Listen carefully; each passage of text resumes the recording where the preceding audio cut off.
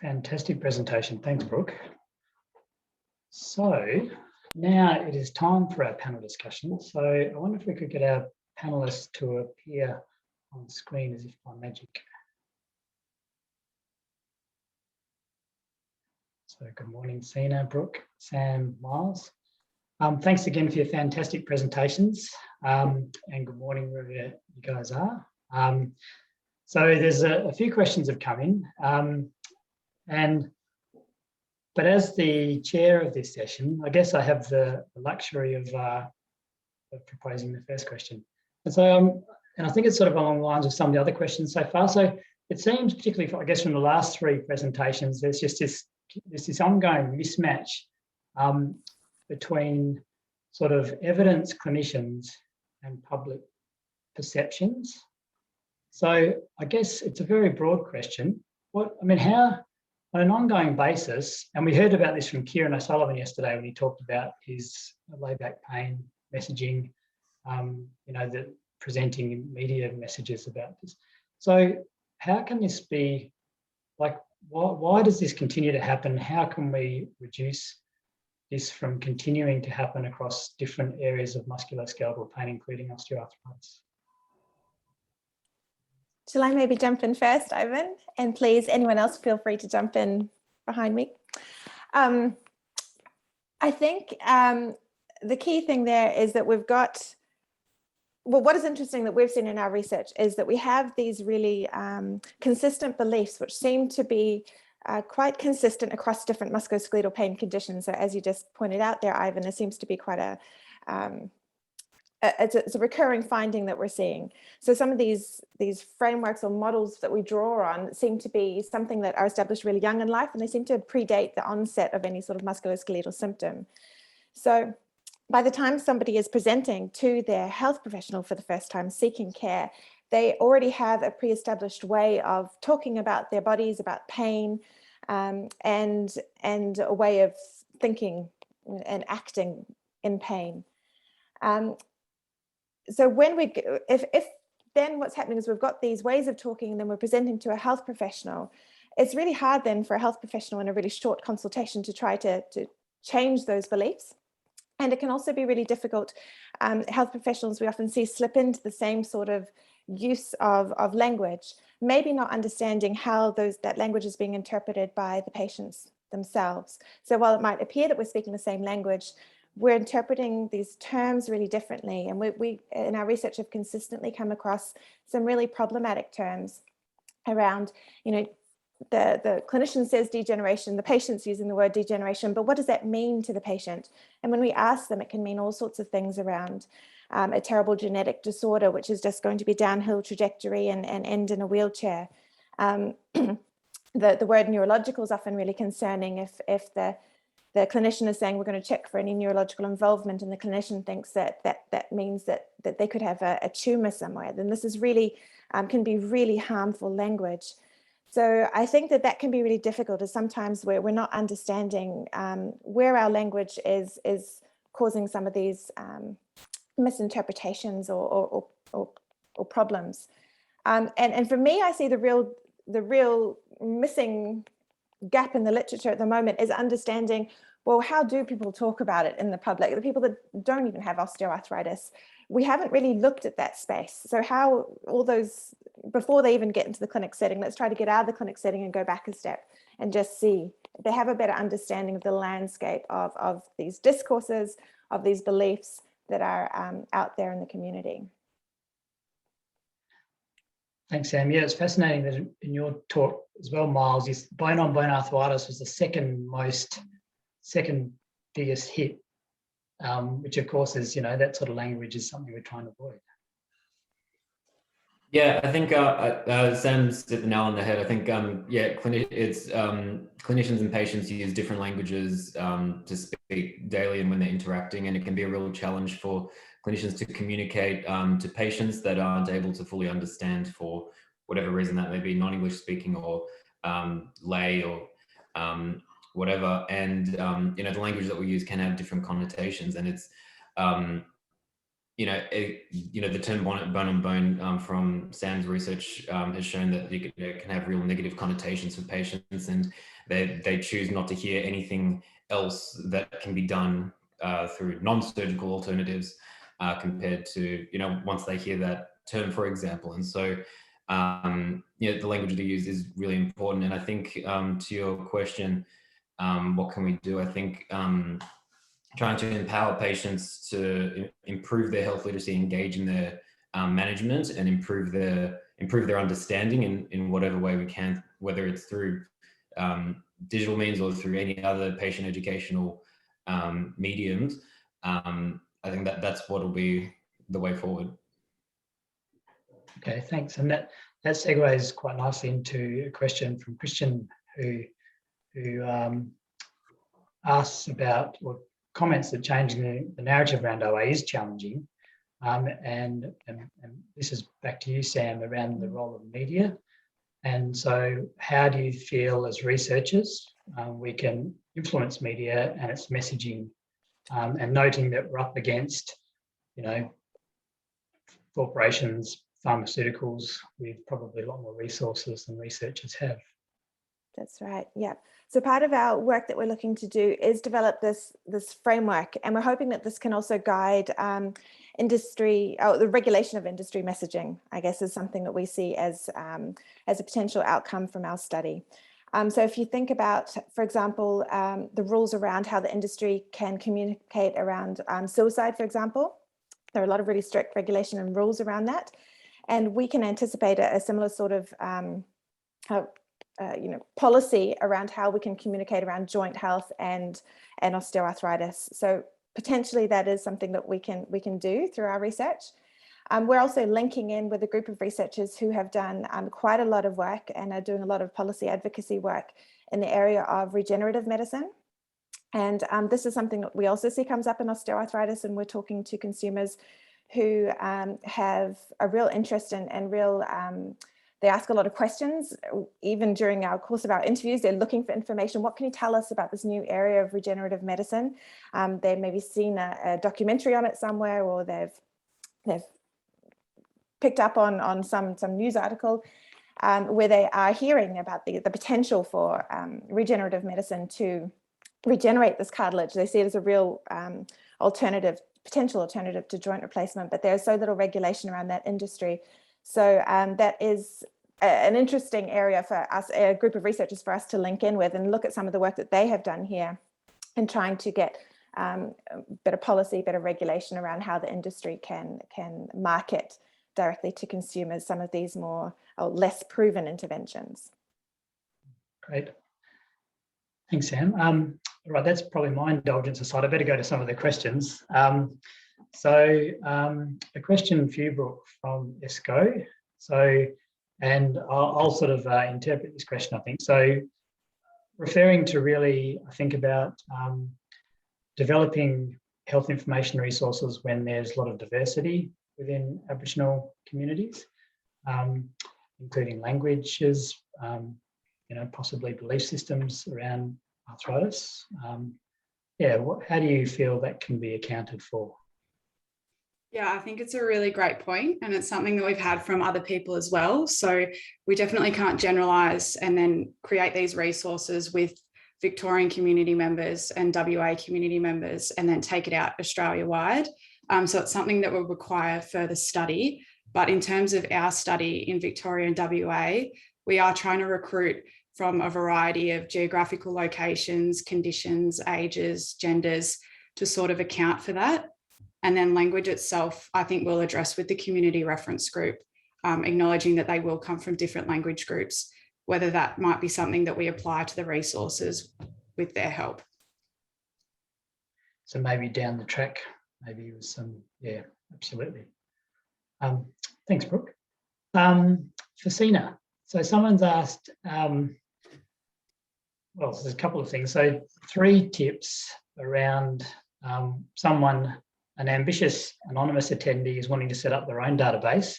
What are their 3 tips that you would suggest to them? Firstly, set aside more time than you think you're going to need, because it takes a while. Secondly, I think be accurate and comprehensive from the start, just because the less you have to change down the track, the easier it is. So once something goes up online, it's very hard to alter it for everyone later. And three, I think keeping all your stakeholders involved and keeping it fair and above board makes all the difference. So most people are afraid of putting data on a registry because they fear they're going to lose ownership of that data, or they're going to lose the ability to use that data themselves, and it's going to be stolen by others. So keeping everyone in the loop, keeping it fair, I think makes a big difference. And I know there was only three, but the fourth is support. I think the thing that made the biggest difference to us was getting Elise on board as a PhD student. And just because it does take a lot of time. So having someone who is invested and has some time makes a big difference. She sounded like she must be a great PhD student. Excellent. Yes. It's been very, very helpful. Yeah. So, and I'm assuming your data is a good model for people to follow. You've been through a process. We believe so. I think the way we approached it using REDCap, I think, is now kind of the industry standard for universities, and it's definitely very user friendly and has a lot of support out there. So the way we approached it, we feel it was smooth, time consuming but smooth. Okay, and what are some of the challenges? Another question from Veronique Price. So the biggest challenges were things like ethics and data management agreements. I think every continent, every country has its own rules and regulations, and just making sure that you have a data management agreement between centers that everyone agrees on. That was quite difficult. There's going to be a lot of back and forth between lawyers and centers, etc. And getting consensus was hard. So with us, there was a lot of infectious disease participants and a lot of surgeons, and both were looking at completely different things and what they wanted. So getting consensus on some things can be difficult. And they're the biggest challenges I found, just the whole ethics and data management and getting consensus on everything and making sure it doesn't fade away, doesn't fizzle away. I think that's the other thing.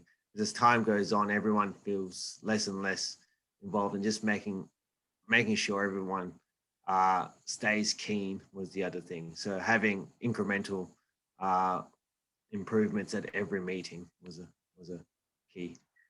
And can I keep that going as well? Because you mentioned that at the moment, it sounds like you've got sort of some sites in North America, Europe, Australia, New Zealand. And you mentioned the goal is to include countries within the Asia Pacific region, or the Asian region in particular. So I'm assuming you want to include lower middle income countries as well eventually. So what are some of the, how will you go about that? What are some of the challenges? What are some of the things you expect to encounter? I think language barrier might be a big one. With the registries, you have to have everything done the same around the world, or else it's very hard to share the data later. So making sure the language barrier is the one thing. All the tests, treatment arms, etc., differ around the world. Luckily, with North America, Australia, and Europe, we're all kind of on the same boat because we have similar health systems. But you can envisage that in lower socioeconomic centers, the treatment may be different. And to be honest, I think numbers is the other thing. And finally, I think having support. So I know for us, you do have the ability and the comfort to have people come on board and help you. But I could envisage that, in a busier health center or a lower socioeconomic health center, you may not always have the added support for research, which often takes away funding and support from clinical side of things. So having visited Vietnam and places like that, you know that they're kind of on the shoestring budgets and so busy and so arduous that you wonder whether they'll ever have time to be able to dedicate hours on non-clinical things like research, whilst they're so in demand clinically because of their health systems. And you have a plan? Do you think that'll happen, or is that too many challenges? Well, initially we're concentrating on places that already have a research program and research center and have experience with databases. And that includes places like Japan, South Korea, and Singapore. And then as it expands and becomes easier, so you could just translate it quickly to a new center and provide them with the guidance.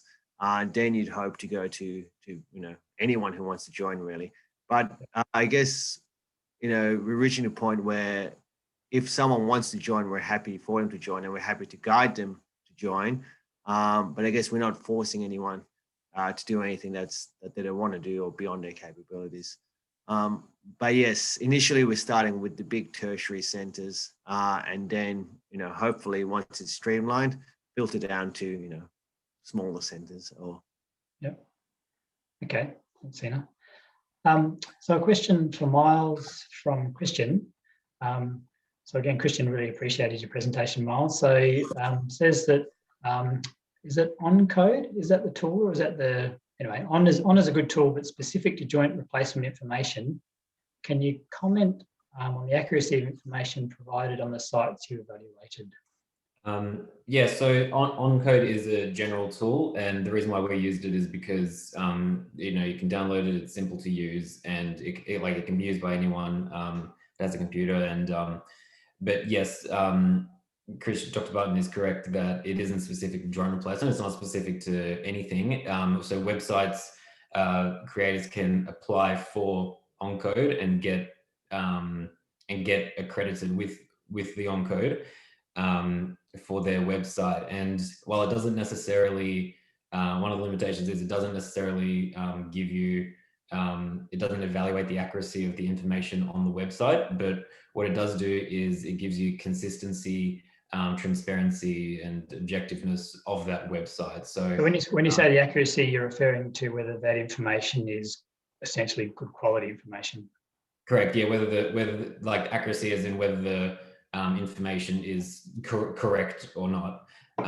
There is evidence to show that there is a correlation with having unaccredited websites and reliable information. So there is that correlation from research, but yeah, we didn't include in our analysis evaluating the websites for the accuracy of information. That was out of the scope of our study. Sure. Okay. And would OnCode be, if you were developing information for a website, would OnCode be a tool that you would use for that, or are there better tools out there? Or look, there are other tools out there. The thing with the other tools, things like the Discern instrument and the LiDAR instrument, there are those ones are it sort of tests different types of things for websites for information, but we found that those ones are a bit more time consuming and a bit more they're sort of more time consuming. They require a bit more manual input and they can be a bit more subjective. Whereas the OnCode, it's done automatically. It'll light up if the website meets its criteria. And so it's a good place to start for patients. You can get them onto this tool, and they can go away and if something lights up, they can feel somewhat reassured that the website that they're visiting has a level of good quality information. But again, it's not a the be all and end all, and clinicians can also help to find good quality websites of their own, good quality resources that they can then they can provide that list to patients as well. Yeah. Okay. Thanks. And I guess following on probably to you, Miles, and to you, Sam, in particular. So there's a question again from Isco about thinking about people's beliefs in general, but whether or not there are sort of subgroups or identified subgroups within the population, which, and that can be based on sort of rural folk such as myself, ethnicity, where people are born, that sort of stuff, and whether are there any sort of identifiable differences in beliefs between different subgroups within the population? Yep, so again, I'll jump in there. Look, it's a great question. And the literature at this point of what we can see in the literature would suggest that this sort of overarching impairment discourse that I spoke about during the presentation is the dominant discourse across people with different ages, across people from different culturally and linguistically diverse backgrounds. So that's something we're seeing as well.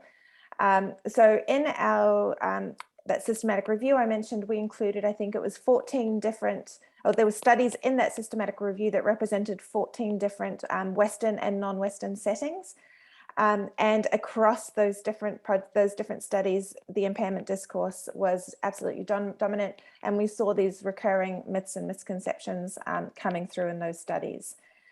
But we also know that people from culturally and linguistically diverse backgrounds are really underrepresented in research. So it is something that we really need to know more about.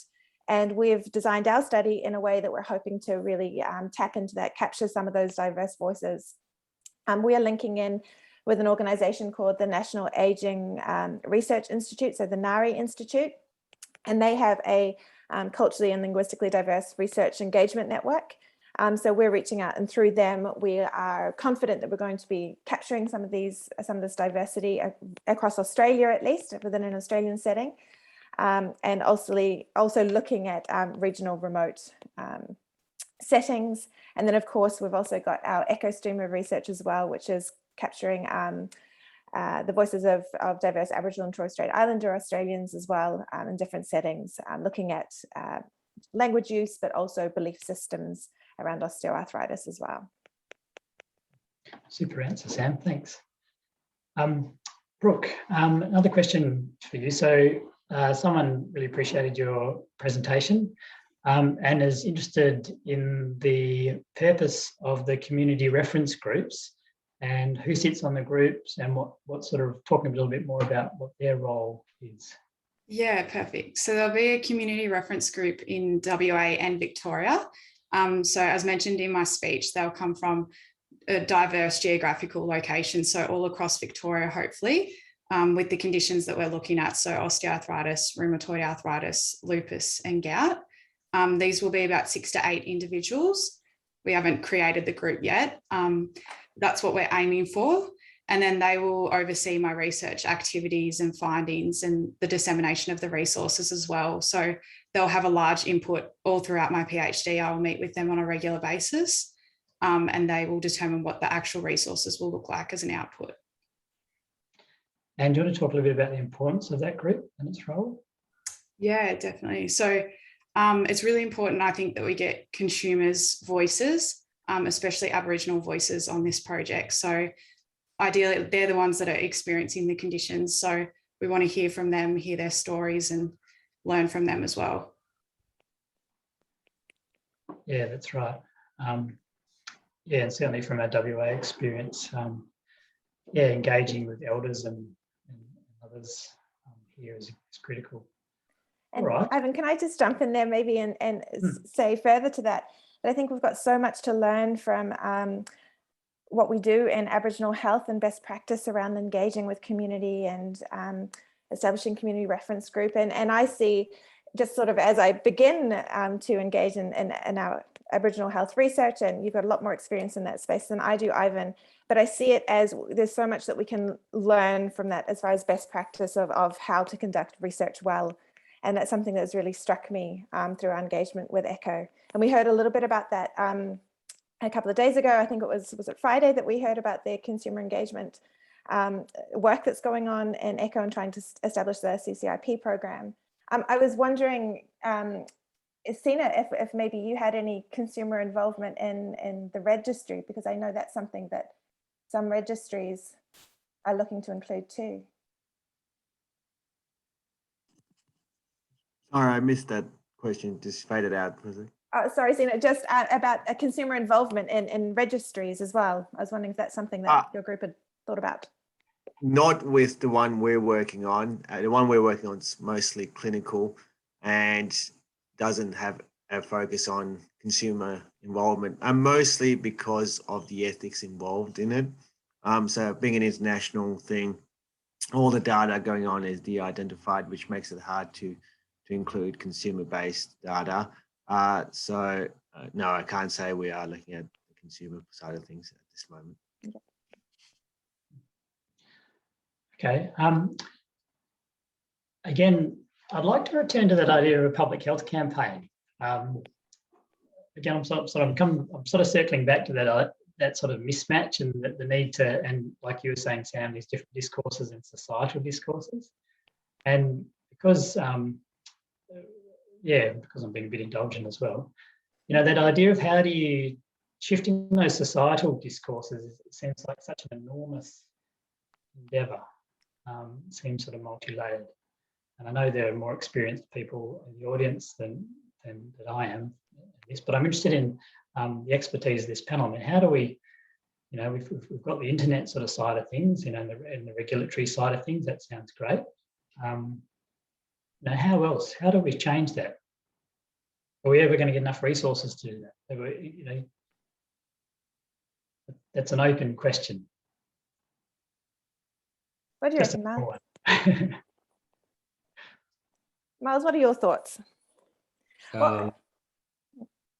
So the question is, how can we get more sort of information to our public? Is that the general? Broadly, yeah, it's about shifting those the societal discourse, which then seems to be dominantly this impairment discourse, which then leads to this whole sort of promotion of a pathway which is not the most effective or efficient. Personally, for me, maybe call me biased, but I think the way forward is digital, and certainly in getting to those hard to reach areas, rural populations that have low access to care, but they still have internet coverage, or they have a smartphone or something. That I think the power really lies in the technology that's coming through these days. I recall that the iPhone was the convergence of about 12 different technologies that came together, that were miniaturized and then put right onto the iPhone. I think something similar can occur with healthcare and digital healthcare stuff, and to be able to engage patients, to take part in their health management, to empower them to and encourage them to understand what's going on, and then be able to seek information and ask the right questions and look in the right places. And then I think that if the patient's involved in their own healthcare management, I think it'll make things a lot easier in seeking and finding, and then being able to interpret, and I think it'll help lead to better treatment options and decisions, and then better outcomes ultimately. So digital, I like that one word answer. Yeah, and I guess that's looking at the patient's perspective, isn't it? So how patients can be educated in different ways, Miles. And I guess I look at it, we've got the clinicians, we've got the patients, and we've got the public, I guess. So what can we do to be targeting these three key areas, if you will? Obviously, the lines that connect them is electronic, digital. Yeah. I like it. And I guess, and how do we continue to involve, like Brooke's work, how do we ensure that included within that landscape includes Aboriginal and Torres Strait Islander Australians? How do we involve, internationally? How do we include? It sounds like from Sina's discussion, low and middle income countries, in terms of setting up a registry, there are challenges because of inequities in resources and all this sort of stuff. How do we sort of how do we combine it all? Yeah, I think the context is really important, and certainly for Aboriginal and Torres Strait Islanders, that there might be a certain hesitation, to adopt, technology, and may well be, but I think certainly, groups such as the one that Brooke is working with will essential for you know, maintaining that contact and, you know, leading the way. Well, I think that access to care is a real, you know, there are systemic issues here as well, aren't there? So one thing is to give the message that we need people to be, you know, to be moving more and not be afraid of getting back into moving to get into non-surgical care, but people have to be able to access that care. And if somebody is experiencing an awful lot of pain and they've got knee osteoarthritis and they're finding it really difficult to get moving, then they need to have a graduated program that's really guided with a health professional. So being able to access the care of a physio to guide them through that process, for example, is going to be really important. So yes, the messaging is really important, but we have to think about that within the structures that we are currently living in Australia, within our context. Very true. All right. So having solved the issue, I reckon we can probably leave it there. Just a final comment from Michelle Dowsey, who just comments that Elise, your super PhD student, Sina, is apparently she does have a consumer buddy, so that's helping her. So that sounds great. All right, look, I just want to say thank you all again to all of the speakers. Really interesting presentations and very thought-provoking. And yeah, I shall now hand back over to Sid to do his MC role. Thanks, Ivan. Thanks, Ivan.